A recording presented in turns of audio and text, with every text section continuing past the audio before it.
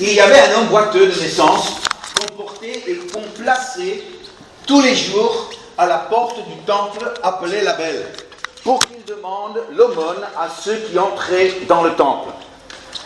Cet homme, voyant Pierre et Jean qui allaient y entrer, leur demanda l'aumône. Pierre, de même que Jean, fixa les yeux sur lui et dit « Regarde-nous ». Et il les regardait attentivement, s'attendant à recevoir de quelque chose. Alors Pierre lui dit « Je n'ai ni argent ni or, mais ce que j'ai, je te le donne. Au nom de Jésus-Christ de Nazareth, lève-toi et marche. » Et le prenant par la main droite, il le fit lever. Au même instant, ses pieds et ses chevilles devinrent fermes. Et d'un saut, il fut debout et se mit à marcher. Il entra avec eux dans le temple, marchant, sautant et louant Dieu. Alors, cette rencontre va se faire entre deux personnes très différentes l'une de l'autre. D'un côté, il y a Pierre. Pierre est l'homme de Dieu, l'apôtre. Pierre est un homme en bonne santé. Il est un homme qui est valide, qui est né avec deux bonnes jambes. Et il rencontre un homme qui est un mendiant. Sa vie, c'est la mendicité, où on le place dans la poussière de la route, devant le temple, et là, toute sa journée, il demande quelques pièces. Et voilà qu'il n'a pas d'autonomie, il n'est pas productif, il n'a pas d'espoir, il ne peut rien faire pour les autres. Et quand il y a ce choc entre ces deux opposés, eh bien, on va voir, est-ce que c'est l'homme paralysé qui va abaisser l'homme de Dieu, ou est-ce que c'est l'homme de Dieu qui va soulever à son niveau l'homme qui est abaissé? C'est toujours intéressant quand tu vois un choc entre deux opposés. À Paris, dans les routes, quand les petites rues étroites, il y a un jeune loupard avec les lunettes de soleil, la casquette tournée, sa musique à fond dans sa voiture de sport, qui aime faire de la vitesse. Quand lui, il rencontre une grand-mère qui est en Twingo et qui se trouve derrière elle, il y en a un qui va changer l'autre. Et alors, qui va changer qui, dans un cas? Est-ce que c'est le jeune qui change la grand-mère, ou bien c'est la grand-mère qui change le jeune? C'est la grand-mère qui change le jeune. La grand-mère, elle ne va pas aller plus vite. Donc, ce sera le jeune qui va devoir aller plus doucement. C'est le choc de deux choses différentes, et il y en a un qui va influencer l'autre, l'un qui va impacter l'autre. Dans cette histoire que nous avons lue, eh bien, c'est le mendiant qui crée le contact. Il demande de l'argent. Et Pierre, eh bien, il dit, j'ai ni argent ni de l'or. Il n'y a pas d'argent sur lui. Et alors, il dit, mais j'ai quelque chose pour toi. Tu me demandes de l'argent, je n'ai pas l'argent à te donner, mais j'ai quelque chose que je veux te donner. J'ai l'amour de Dieu pour toi, et ça va se traduire d'une façon particulière. Et là, il dit, et si on revient à la conversation, il dit, la première chose qu'il dit, c'est « regarde-nous ». Regarde-nous. C'est peut-être une surprise, parce qu'on penserait qu'il dirait « surtout porte ton regard sur Jésus ». C'est Jésus qui a ta réponse. Mais quand on est un mendiant dans la poussière de la route, l'idée de porter ton regard sur Jésus est tellement abstrait. Parce qu'en fait, l'homme n'avait pas Jésus devant lui. L'homme avait Pierre devant lui. Et il devait attirer son attention. Pourquoi regarde-nous? Parce que dans sa pauvreté, dans sa misère, eh bien, il avait la tête courbée, il avait la tête baissée, il demandait de l'aumône comme ça. Il dit, lève ta tête et regarde-nous. Peut-être qu'on n'aime pas dire aux gens, regarde-nous. On serait mal à l'aise en disant ça, parce que bon, on n'est pas parfait, puis s'ils portent le regard sur nous, ils vont être déçus, on va peut-être pas être à la hauteur. Mais est-ce que vous comprenez que des gens qui sont paralysés ne voient pas Jésus. Et de leur dire, porte ton regard vers Jésus, c'est quelque chose de complètement abstrait. Nous, quand on dit ça, on comprend ce que ça veut dire. Mais eux, ils ne peuvent pas comprendre. Et c'est pour ça que Pierre et Jean, ils ont dit, regarde-nous. Tu as besoin d'un modèle. Tu as besoin de quelqu'un qui a vécu un miracle pour commencer à croire. Tu as besoin de quelqu'un qui est un témoignage vivant qui te donnera de l'espoir. Et ici, le choc entre les deux, c'est le choc entre quelqu'un qui a besoin de quelque chose de Dieu, qui rencontre une autre personne qui a quelque chose à lui donner de la part de Dieu. C'est ça, le choc. Quelqu'un qui a besoin de Dieu, qui a besoin de quelque chose de Dieu, qui rencontre quelqu'un qui a quelque chose à lui donner de la part de Dieu. Et quand ces deux se touchent, eh bien là, la personne n'est plus paralysée, elle est libérée. Ce choc, je le vis souvent. Quand je suis au contact de quelqu'un qui a besoin de quelque chose de la part de Dieu, et moi qui a quelque chose à lui donner de la part de Dieu.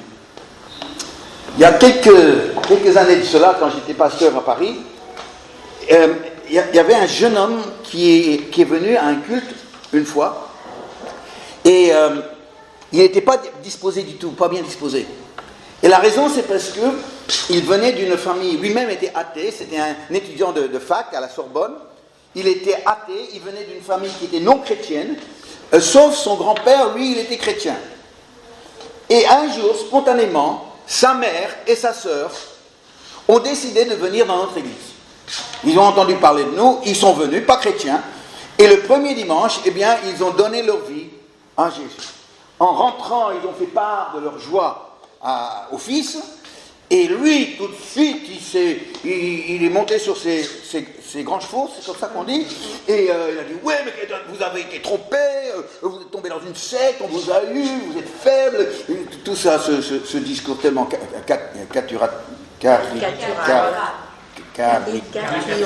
ce discours insensé, cette caricature, voilà. Et donc, il venait au culte avec sa mère pour leur montrer que c'était du bidon, que c'était des gens pas intéressants. Il venait vraiment dans un défi pour libérer sa mère et sa sœur de cette emprise. Et alors, c'était un choc parce que lui-même, il était fort dans son incrédulité et est venu au milieu des gens qui étaient forts dans leur foi.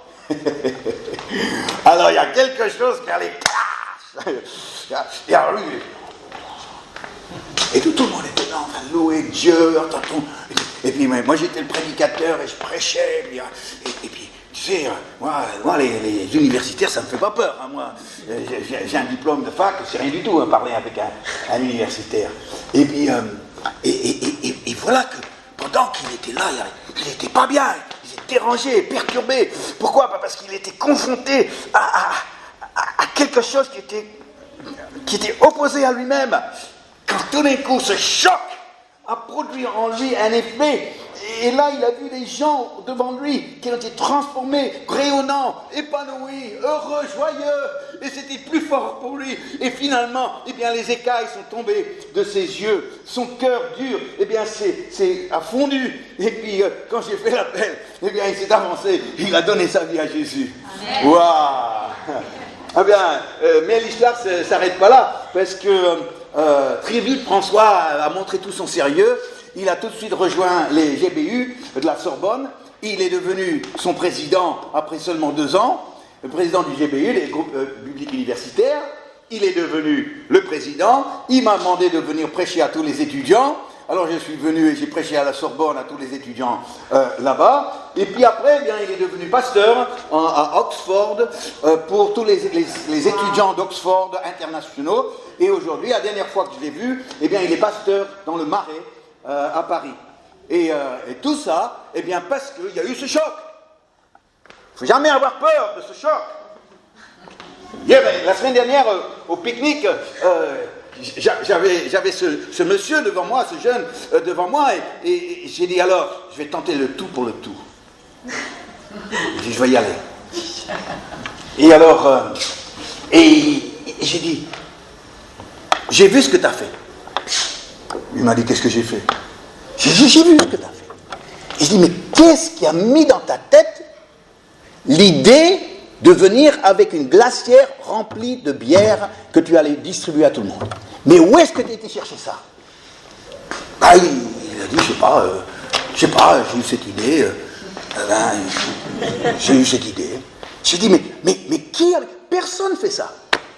Personne ne fait ça. Il va peut-être amener sa petite bière pour lui, peut-être 2 petites bières, mais de venir pour une première fois au milieu des gens qu'il ne connaît pas, avec une glacière remplie de bière et faire la distribution, j'ai dit, mais là, tu ne te rends pas compte, tu étais inspiré, Dieu est en train de faire ton travail en toi.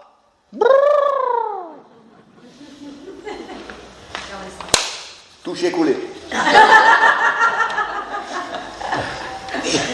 Il y a ça. Quelque part, faut pas avoir peur de ça. Parce que quand il y a ça, eh bien, il y a toujours la puissance de Dieu qui se manifeste. Toujours l'amour de Dieu qui va se manifester. Et parfois, on n'ose pas dire, on pense plein de choses, et après, on va aller prier pour la personne comme ça, mais la personne a besoin de contact. C'est pas prier pour une personne, c'est parler avec la personne. C'est aller chercher la personne. Et ça, c'est une des preuves que Dieu est vrai, c'est que moi j'ai de l'amour à te donner, et si j'ai de l'amour à te donner, c'est parce que Dieu m'a donné cet amour. C'est une des preuves de la réalité de Dieu. C'est l'amour que j'ai moi de lui, que je peux donner à quelqu'un d'autre. Parce que s'il n'y avait pas un Dieu, je n'aurais pas cet amour à donner à quelqu'un d'autre. Et Pierre montrait qu'il avait vraiment compris la foi dans ce passage. Les gens n'ont pas compris la foi. Peu de chrétiens ont vraiment compris la foi. Beaucoup de chrétiens sont toujours verrouillés dans une notion de cierge. Vous comprenez la notion de cierge? Ici, on le voit bien. J'ai un problème, je vais demander à Dieu son aide, j'allume une bougie, je fais une prière, c'est la prière satellite. Il y a un problème là-bas, je vais prier ici, la prière va monter au satellite, Dieu, et Dieu va répondre. Ça, c'est comme ça que la plupart des gens pensent. Je prie, ça monte, Dieu répond, et il touche. Mais Pierre, non. C'était pas comme ça pour Pierre. Pierre, c'était très simple. Dieu me donne, moi, je lui donne, et ce que je lui donne, l'amène à Dieu. Tout le contraire. Façon traditionnelle, c'est hop, hop. Mais Pierre, c'était Dieu qui touche Pierre, Pierre qui touche l'homme, et l'homme vient à Dieu. Tout à fait différent. Ça, c'est la foi. Et quand on a la foi, et on sait ce que nous avons reçu de Dieu, on a quelque chose à donner aux autres. Amen. On a quelque chose, j'ai quelque chose à te donner. Ah bon, c'est quoi? Eh bien, c'est l'amour de Dieu, c'est la puissance de la foi, c'est la grâce de Dieu que j'ai reçue moi. Eh bien, ce que j'ai, je te le donne. Alors, qu'est-ce que tu as, toi? That is the question. Qu'est-ce que tu as? Parce que ce que tu as, c'est que ça que tu peux donner. Et si tu comprends que ce que tu as, et tu peux le donner, eh bien quand tu le donnes, tu verras des gens touchés. Tu verras des gens impactés par la puissance de Dieu qui est sur toi, qui est en toi. Vous me regardez comme si... Ah bon? C'est vrai? Ben oui, ben oui. Et c'est pour ça que ce que j'ai, c'est important. Qu'est-ce que tu as? Qu'est-ce que tu as? Parce que des gens paralysés, ils sont partout. Alors qu'est-ce que tu as pour eux? Parce que c'est le fait que tu vas homme à homme. C'est ça. C'est pas moi, Dieu, et Dieu fera ce qu'il veut. Non, c'est moi et lui et moi. Et lui, il a besoin de Dieu, et moi, j'ai quelque chose de Dieu pour lui. Ouh. Alors les relations humaines, après, ça change beaucoup de choses. Et ensuite, ce qu'il fait est surprenant. Et si j'avais un titre pour ce message, je l'appellerais donne-moi ta main. Donne-moi ta main. Parce que ce qu'il va faire, c'est qu'il va prendre cet homme par la main et il va le soulever. Il n'y a pas encore un miracle. Le gars, il n'a jamais marché de sa vie. Ses jambes, les muscles, il n'y a rien. Il n'y a rien, c'est mou. C'est mou. Et Pierre, il est suffisamment audacieux pour penser qu'il a ben on va voir s'il y a quelque chose qui se passe. Non, il y a quelque chose qui se passe. Ce que j'ai, je te le donne, tiens. Et il soulève. Parfois, on a besoin de prendre les gens par la main. C'est une chose de leur parler, c'est une chose de leur partager, mais souvent, la paralysie, fait que les gens ne peuvent pas bouger, ils ne peuvent pas.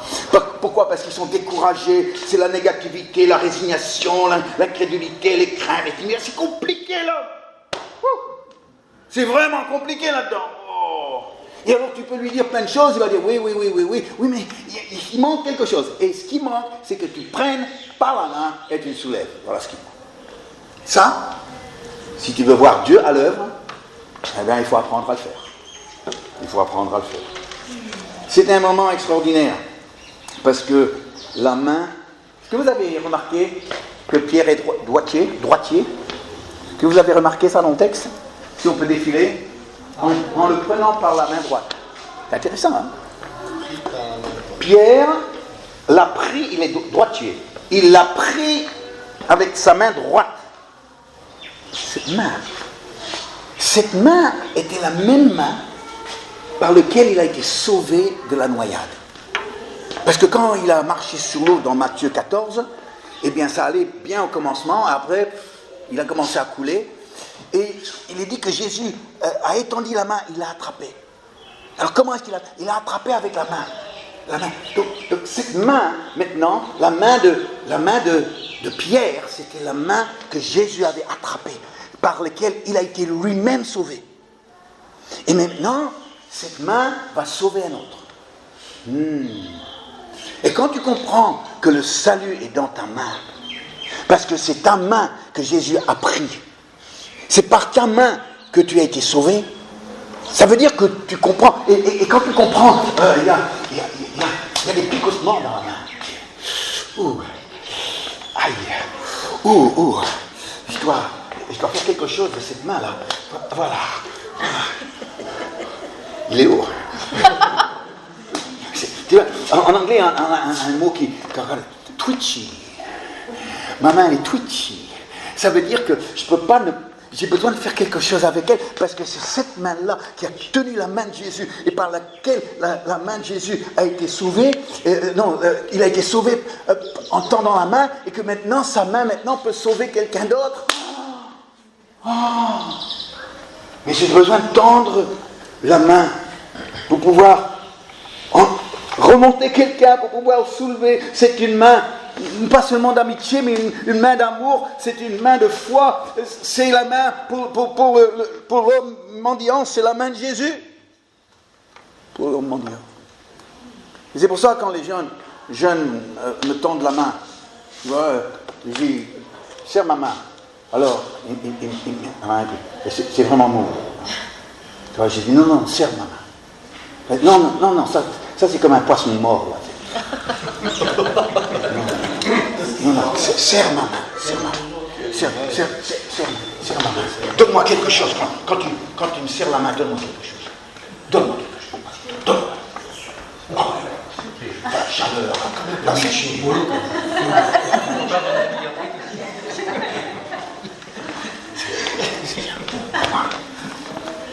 Ça, ce qui est en moi, je te le donne avec ma main.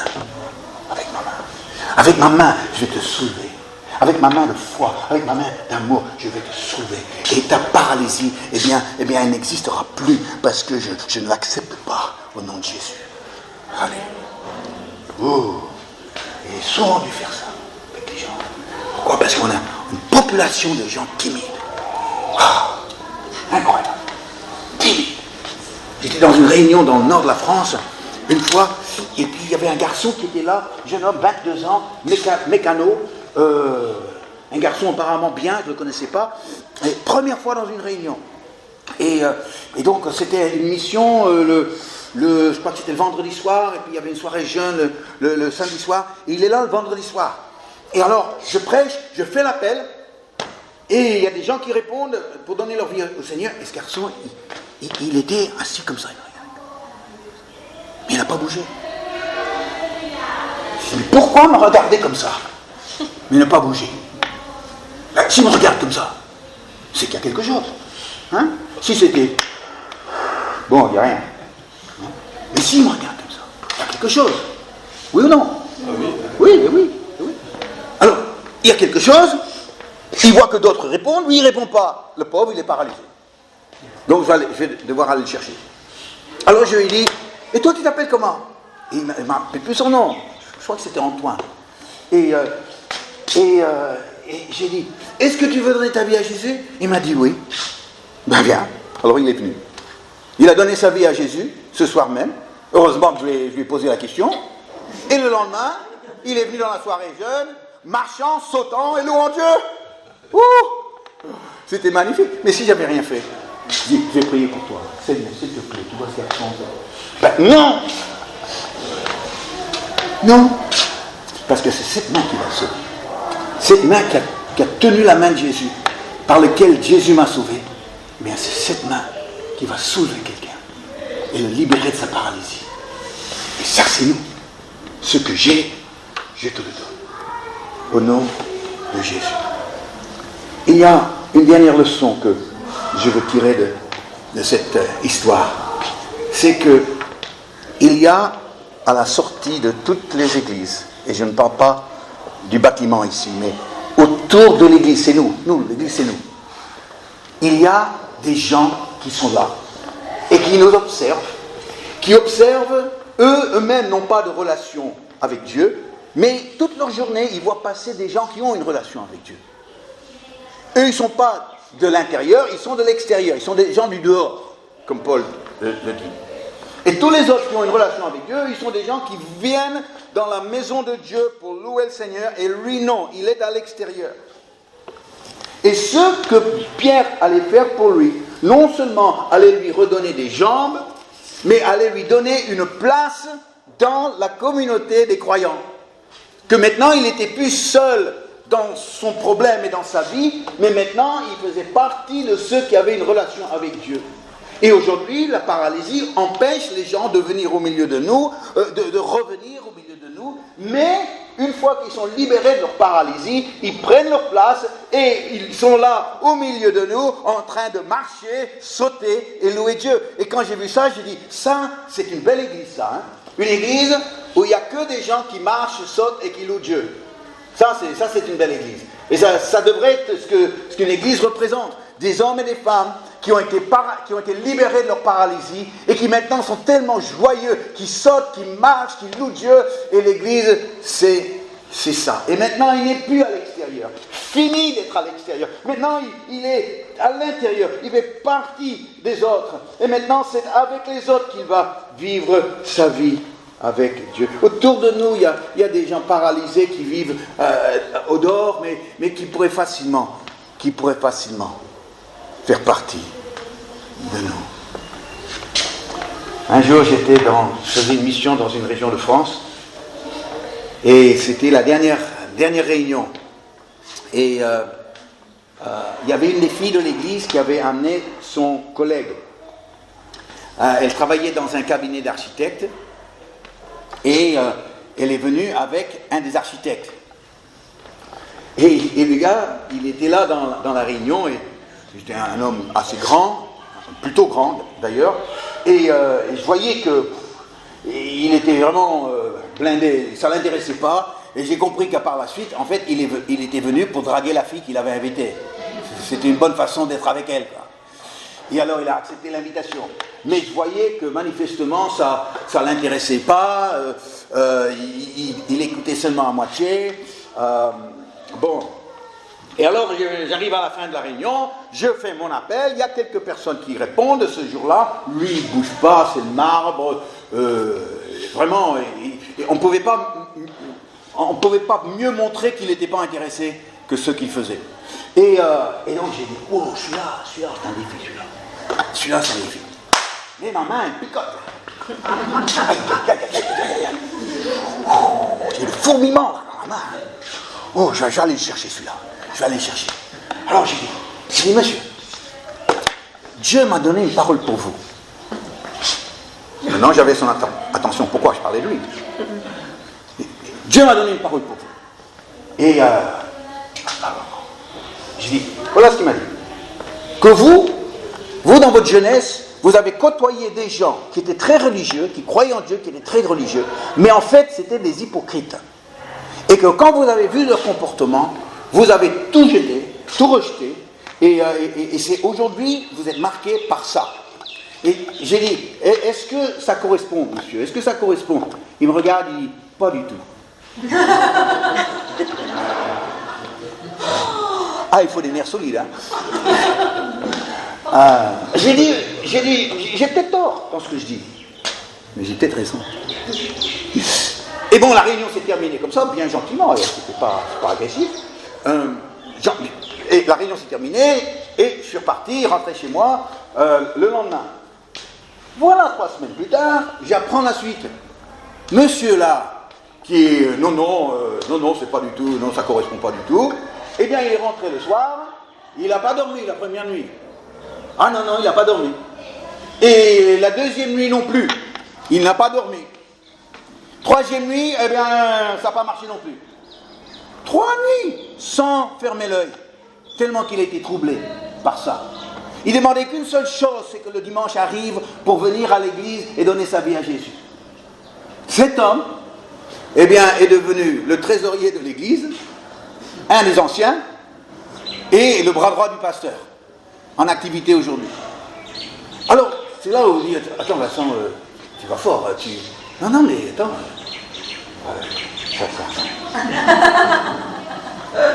Ah ben, ça a connu la main de Jésus, ça. Ça a connu la main de Jésus. Et si elle a connu la main de Jésus, elle est capable de sauver quelqu'un d'autre. Sauver quelqu'un d'autre. Moi, je dis, si vous pouvez comprendre ce matin, ça va changer votre approche vis-à-vis des gens. Dieu va vous donner une sagesse, Dieu va vous donner une capacité de les aborder d'une telle façon où ils vont être impactés par ce qui est en toi. Parce que ce qui est en toi, c'est ça que tu leur communiques. C'est pas, Seigneur, je vais prier pour eux, ça va monter au ciel, ça va redescendre sur eux. Non, c'est, je l'ai reçu, moi, de la part de Dieu, il a besoin de ce que j'ai, je lui donne, et ce que je lui donne, le monte au ciel. Alléluia.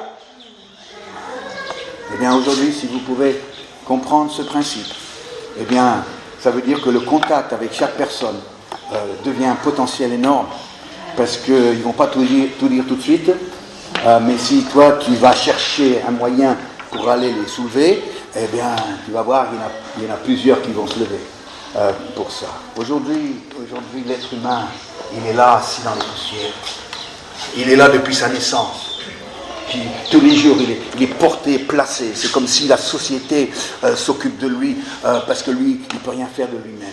C'est comme si lui, eh bien, il n'est plus du tout, il n'est plus maître de ses choix. Mais aujourd'hui, cet homme paralysé peut marcher. Ses jambes qui n'ont jamais marché, spirituelles, eh bien, ses jambes spirituelles peuvent marcher, porter son poids, alléluia. Et c'est possible parce qu'il va rencontrer un Pierre, il va rencontrer un Jean, il va rencontrer des hommes de foi, des hommes qui ont reçu de Dieu, qui sont capables de communiquer à d'autres qui en ont tellement besoin. C'est toi, cher ami, ce matin, c'est moi. Ressens ta main droite. Ressens ta main droite. Est-ce que tu ressens? Est-ce que c'est twitchy? Est-ce que c'est twitchy ce matin? Est-ce qu'il y a des fourmillements dans ta main? Est-ce qu'il y a des picotements dans ta main? Parce que cette main peut sauver. Cette main peut devenir la main de Jésus pour un autre. Amen. On va se lever. On va se lever. Merci.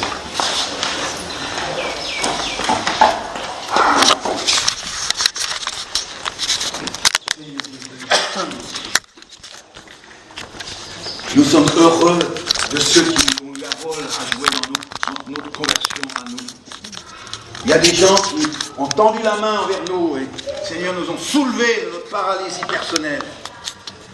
Merci pour eux, Seigneur. Merci pour le temps qu'ils nous ont consacré et surtout leur audace de nous aborder sans avoir peur, mais avec amour, plein d'amour. Et aujourd'hui, eh bien, nous comprenons que nous sommes dans un monde de gens paralysés sur le plan spirituel. Et aujourd'hui, ils ont besoin de Jésus, c'est vrai, mais ils n'ont pas Jésus devant eux. Ils ont seulement un Pierre, un Jean. Ils ont seulement un être humain qui a été miraculé de Jésus.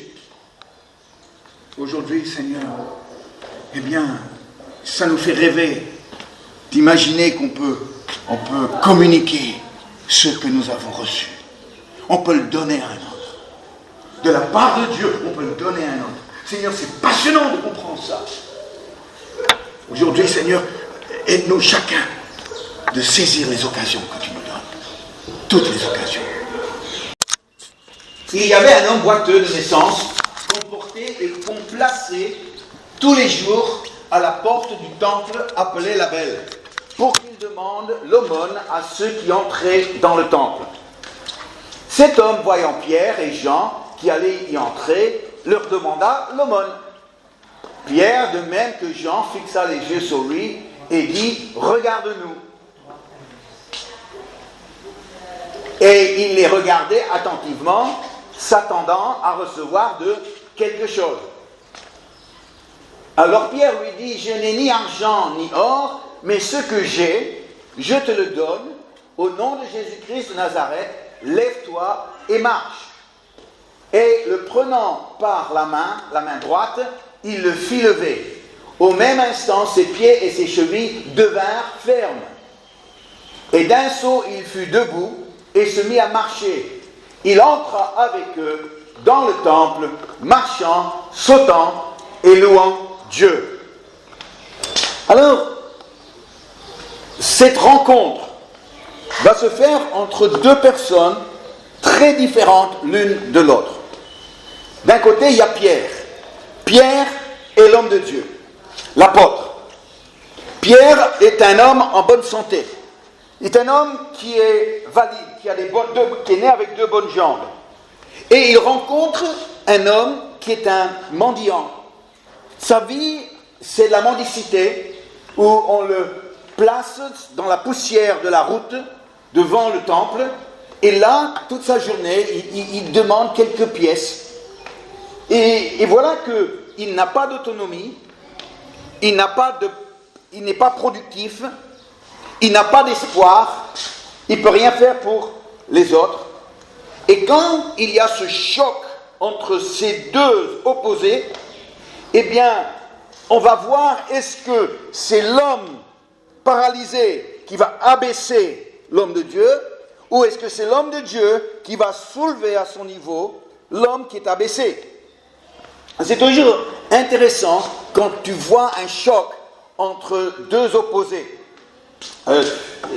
À Paris, dans les routes, quand les petites rues étroites, il y a un jeune loupard avec les lunettes de soleil, la casquette tournée, sa musique à fond dans sa voiture de sport, qui aime faire la vitesse. Quand lui, il rencontre une grand-mère qui est en Twingo et qui se trouve derrière elle, il y en a un qui va changer l'autre. Et alors, qui va changer qui, dans un cas? Est-ce que c'est le jeune qui change la grand-mère, ou bien c'est la grand-mère qui change le jeune? C'est la grand-mère qui change le jeune. La grand-mère, elle ne va pas aller plus vite. Donc, ce sera le jeune qui va devoir aller plus doucement. C'est le choc de deux choses différentes, et il y en a un qui va influencer l'autre, l'un qui va impacter l'autre. Dans cette histoire que nous avons lue, eh bien, c'est le mendiant qui crée le contact. Il demande de l'argent. Et Pierre, eh bien, il dit, j'ai ni argent ni de l'or. Il n'y a pas d'argent sur lui. Et alors, il dit, mais j'ai quelque chose pour toi. Tu me demandes de l'argent, je n'ai pas l'argent à te donner, mais j'ai quelque chose que je veux te donner. J'ai l'amour de Dieu pour toi, et ça va se traduire d'une façon particulière. Et là, il dit, et si on revient à la conversation, il dit, la première chose qu'il dit, c'est « regarde-nous ». Regarde-nous. C'est peut-être une surprise, parce qu'on penserait qu'il dirait « surtout porte ton regard sur Jésus ». C'est Jésus qui a ta réponse. Mais quand on est un mendiant dans la poussière de la route, l'idée de porter ton regard sur Jésus est tellement abstrait. Parce qu'en fait, l'homme n'avait pas Jésus devant lui. L'homme avait Pierre devant lui. Et il devait attirer son attention. Pourquoi regarde-nous? Parce que dans sa pauvreté, dans sa misère, eh bien, il avait la tête courbée, il avait la tête baissée, il demandait de l'aumône comme ça, il dit, lève ta tête et regarde-nous. Peut-être qu'on n'aime pas dire aux gens, regarde-nous. On serait mal à l'aise en disant ça, parce que bon, on n'est pas parfait, puis s'ils portent le regard sur nous, ils vont être déçus, on va peut-être pas être à la hauteur. Mais est-ce que vous comprenez que des gens qui sont paralysés ne voient pas Jésus? Et de leur dire, porte ton regard vers Jésus, c'est quelque chose de complètement abstrait. Nous, quand on dit ça, on comprend ce que ça veut dire. Mais eux, ils ne peuvent pas comprendre. Et c'est pour ça que Pierre et Jean, ils ont dit, regarde-nous. Tu as besoin d'un modèle. Tu as besoin de quelqu'un qui a vécu un miracle pour commencer à croire. Tu as besoin de quelqu'un qui est un témoignage vivant qui te donnera de l'espoir. Et ici, le choc entre les deux, c'est le choc entre quelqu'un qui a besoin de quelque chose de Dieu, qui rencontre une autre personne qui a quelque chose à lui donner de la part de Dieu. C'est ça le choc. Quelqu'un qui a besoin de Dieu, qui a besoin de quelque chose de Dieu, qui rencontre quelqu'un qui a quelque chose à lui donner de la part de Dieu. Et quand ces deux se touchent, eh bien là, la personne n'est plus paralysée, elle est libérée. Ce choc, je le vis souvent. Quand je suis au contact de quelqu'un qui a besoin de quelque chose de la part de Dieu, et moi qui a quelque chose à lui donner de la part de Dieu. Il y a quelques années de cela, quand j'étais pasteur à Paris, il y avait un jeune homme qui est venu à un culte une fois, et il n'était pas disposé du tout, pas bien disposé. Et la raison, c'est parce qu'il venait d'une famille, lui-même était athée, c'était un étudiant de fac à la Sorbonne. Il était athée, il venait d'une famille qui était non chrétienne, sauf son grand-père, lui, il était chrétien. Et un jour, spontanément, sa mère et sa sœur ont décidé de venir dans notre église. Ils ont entendu parler de nous, ils sont venus, pas chrétiens, et le premier dimanche, eh bien, ils ont donné leur vie à Jésus. En rentrant, ils ont fait part de leur joie au Fils, et lui, tout de suite, il est monté sur ses grands chevaux, c'est comme ça qu'on dit, et il a dit, ouais, mais vous avez été trompé, vous êtes tombé dans une secte, on vous a eu, vous êtes faible, tout ça, ce discours tellement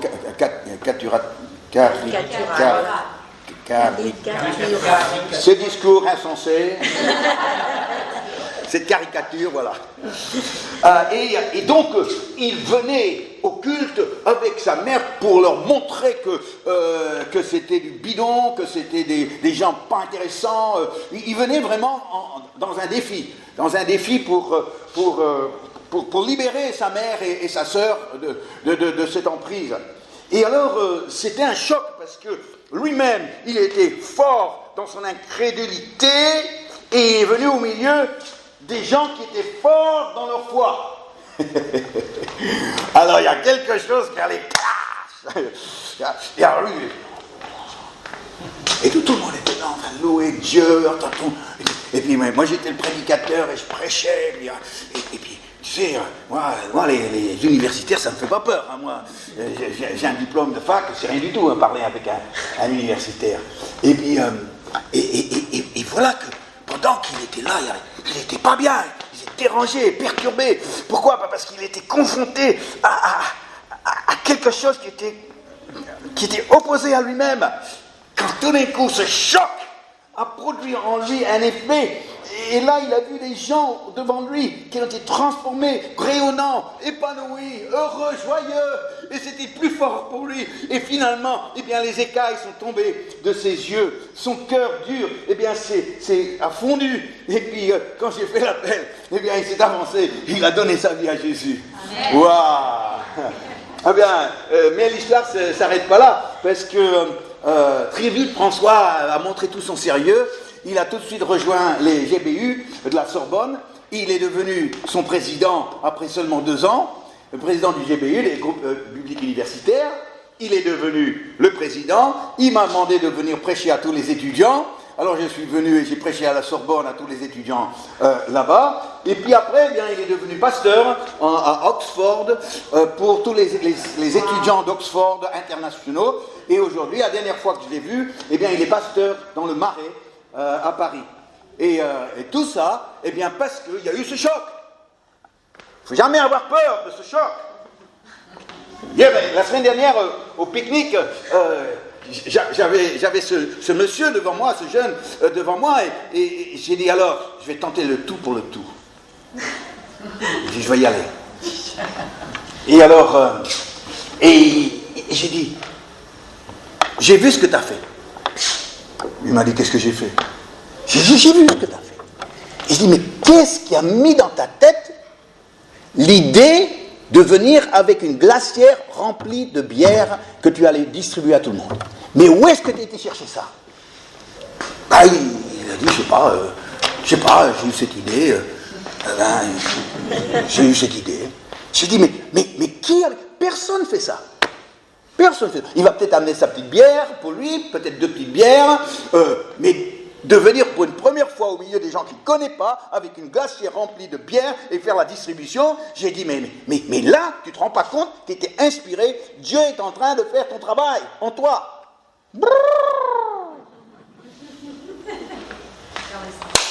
Touché, coulé. Il y a ça. Quelque part, il ne faut pas avoir peur de ça. Parce que quand il y a ça, eh bien, il y a toujours la puissance de Dieu qui se manifeste. Toujours l'amour de Dieu qui va se manifester. Et parfois, on n'ose pas dire, on pense plein de choses, et après, on va aller prier pour la personne comme ça, mais la personne a besoin de contact. C'est pas prier pour une personne, c'est parler avec la personne. C'est aller chercher la personne.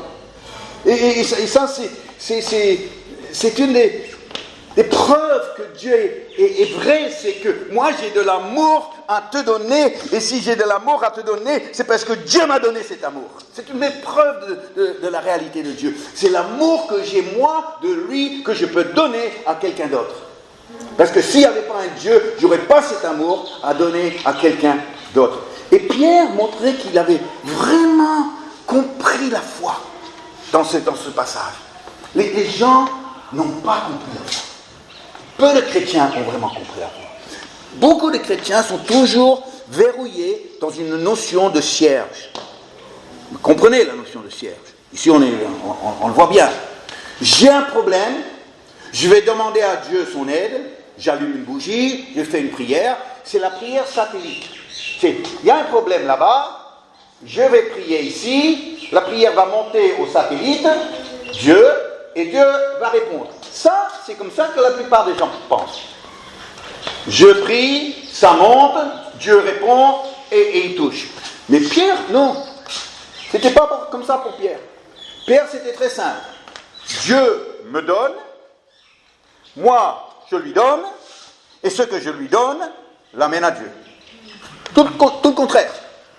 De façon traditionnelle, c'est hop, hop.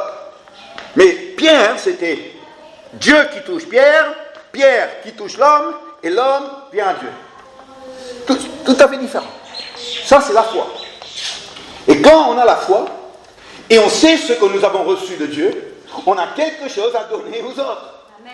On a quelque chose, j'ai quelque chose à te donner. Ah bon, c'est quoi? Eh bien, c'est l'amour de Dieu, c'est la puissance de la foi, c'est la grâce de Dieu que j'ai reçue moi. Eh bien, ce que j'ai, je te le donne. Alors, qu'est-ce que tu as, toi? That is the question. Qu'est-ce que tu as? Parce que ce que tu as, c'est que ça que tu peux donner. Et si tu comprends que ce que tu as, et tu peux le donner, eh bien quand tu le donnes, tu verras des gens touchés. Tu verras des gens impactés par la puissance de Dieu qui est sur toi, qui est en toi. Vous me regardez comme si... Ah bon?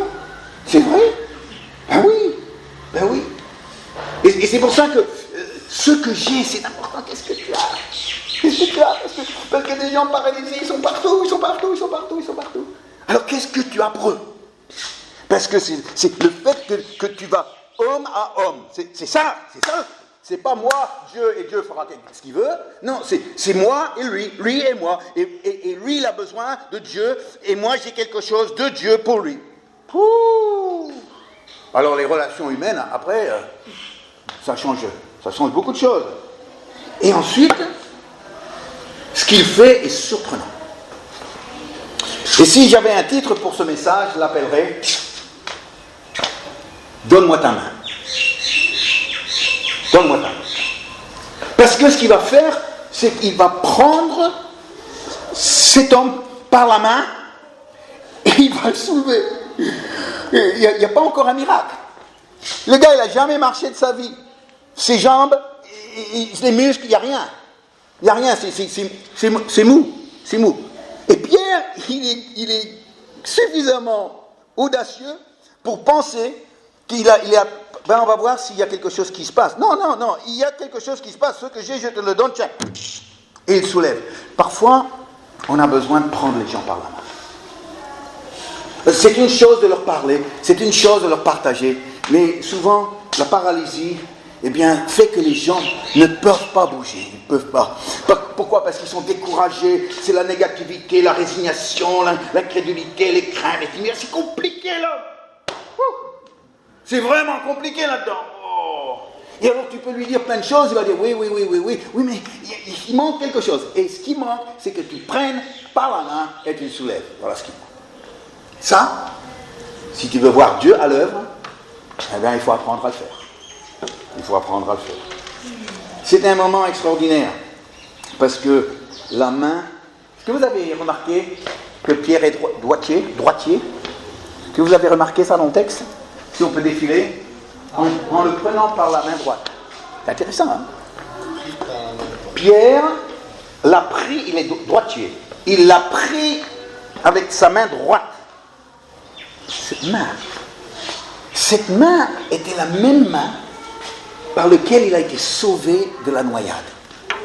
Parce que quand il a marché sur l'eau dans Matthieu 14, eh bien ça allait bien au commencement, après il a commencé à couler, et il est dit que Jésus a étendu la main, il l'a attrapé. Alors comment est-ce qu'il a... Il l'a attrapé avec la main. Donc cette main, maintenant, la main de Pierre, c'était la main que Jésus avait attrapée, par laquelle il a été lui-même sauvé. Et maintenant, cette main va sauver un autre.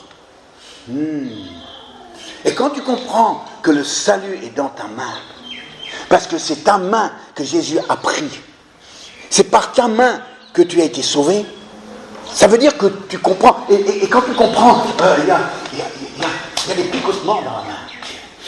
Ouh, aïe, ouh, je dois faire quelque chose de cette main-là. Voilà. Il est haut.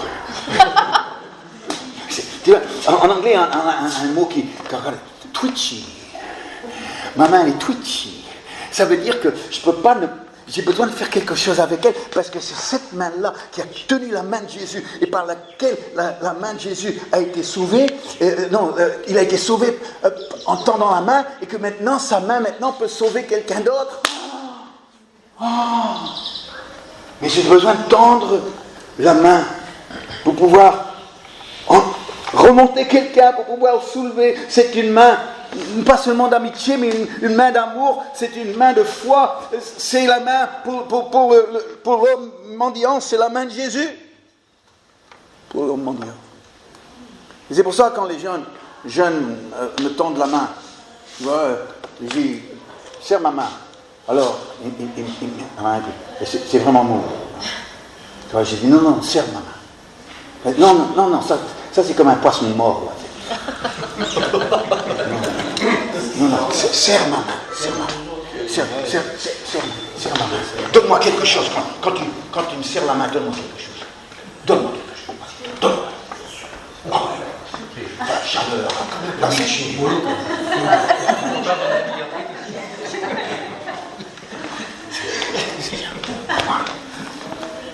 Ça.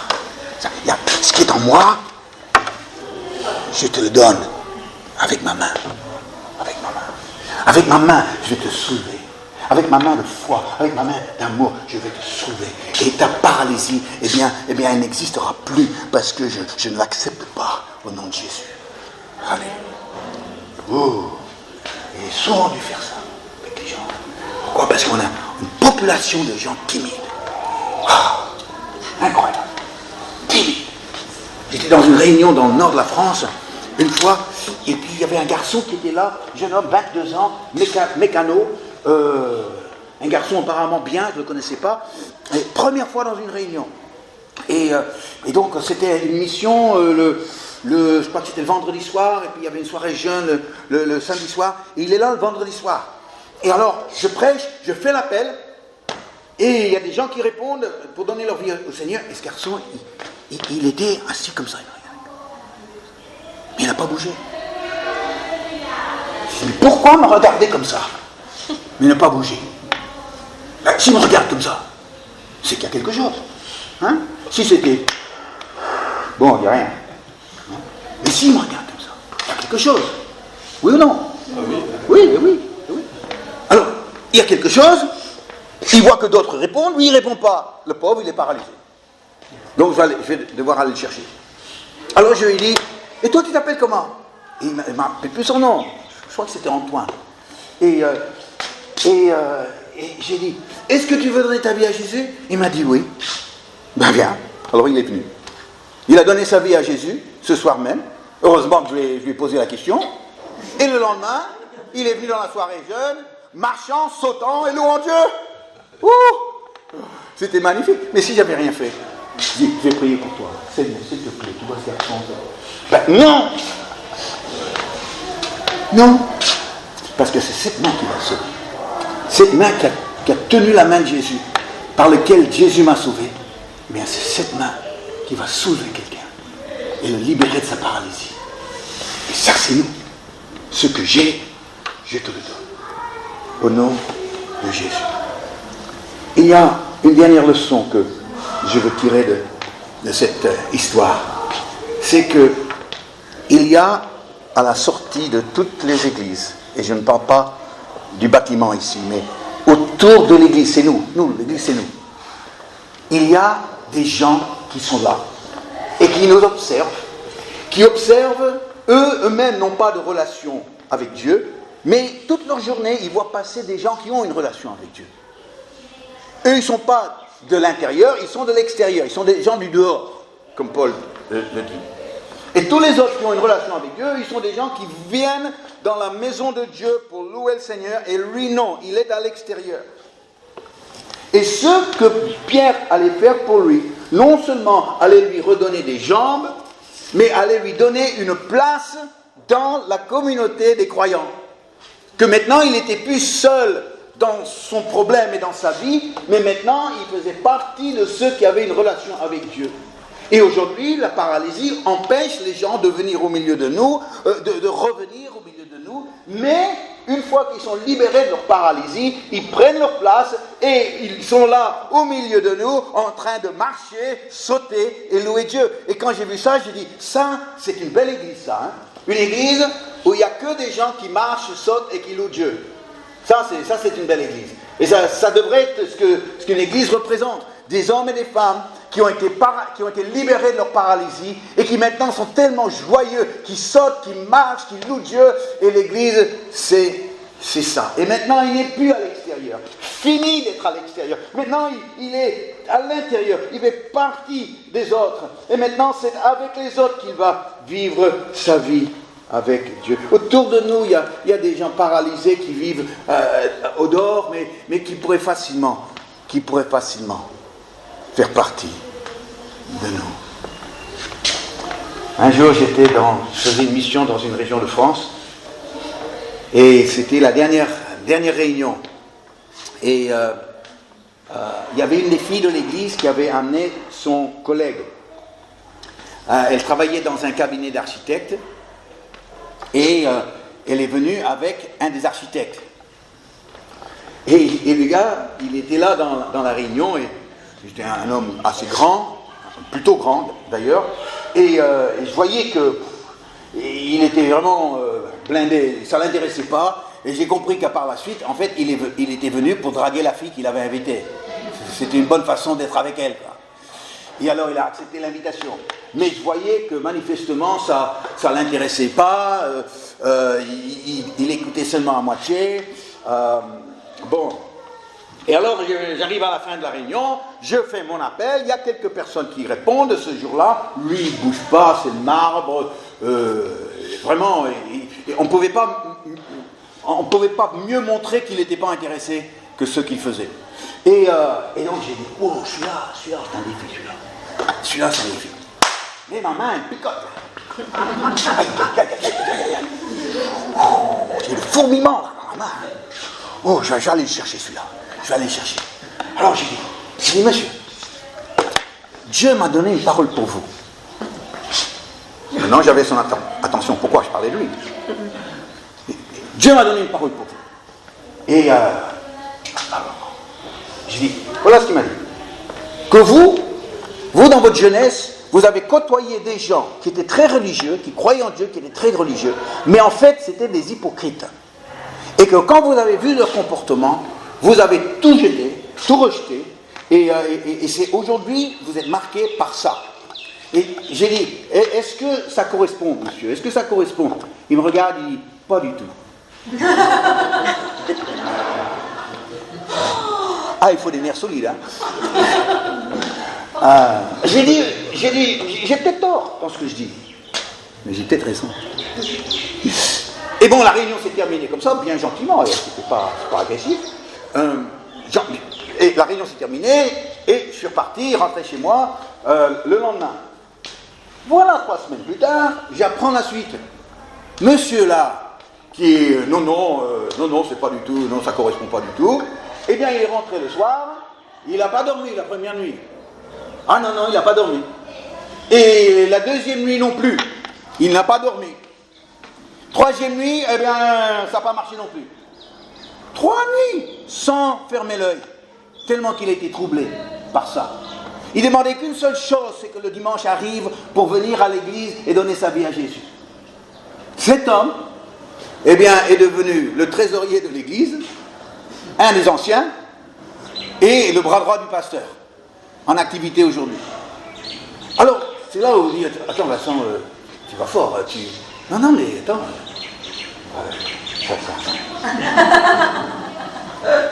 Ah ben, ça a connu la main de Jésus, ça.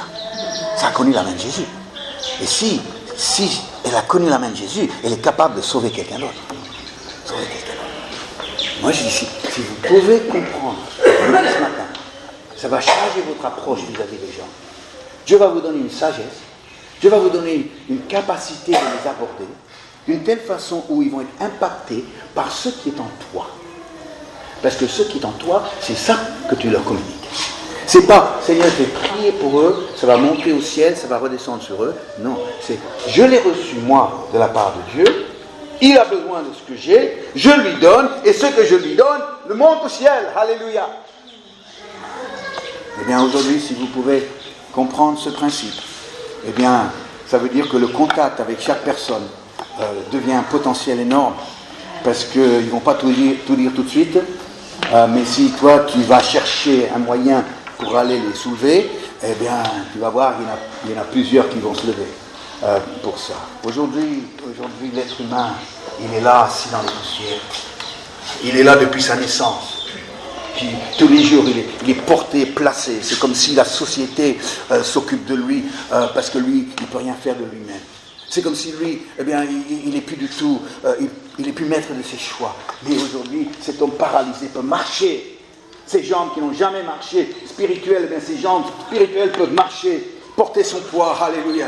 Et c'est possible parce qu'il va rencontrer un Pierre, il va rencontrer un Jean, il va rencontrer des hommes de foi, des hommes qui ont reçu de Dieu, qui sont capables de communiquer à d'autres qui en ont tellement besoin. C'est toi, cher ami, ce matin. C'est moi. Ressens ta main droite. Ressens ta main droite.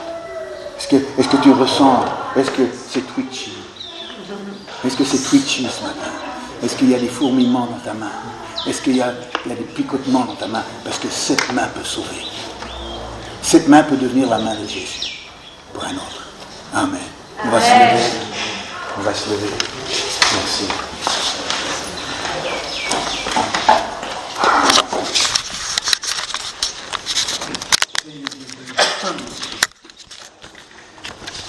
Nous sommes heureux de ceux qui ont eu un rôle à jouer dans notre conversion à nous. Il y a des gens qui ont tendu la main envers nous et, Seigneur, nous ont soulevés de notre paralysie personnelle. Merci pour eux, Seigneur. Merci pour le temps qu'ils nous ont consacré et surtout leur audace de nous aborder sans avoir peur, mais avec amour, plein d'amour. Et aujourd'hui, eh bien, nous comprenons que nous sommes dans un monde de gens paralysés sur le plan spirituel. Et aujourd'hui, ils ont besoin de Jésus, c'est vrai, mais ils n'ont pas Jésus devant eux. Ils ont seulement un Pierre, un Jean. Ils ont seulement un être humain qui a été miraculé de Jésus. Aujourd'hui, Seigneur, eh bien, ça nous fait rêver d'imaginer qu'on peut communiquer ce que nous avons reçu. On peut le donner à un autre. De la part de Dieu, on peut le donner à un autre. Seigneur, c'est passionnant de comprendre ça. Aujourd'hui, Seigneur, aide-nous chacun de saisir les occasions que tu nous donnes. Toutes les occasions.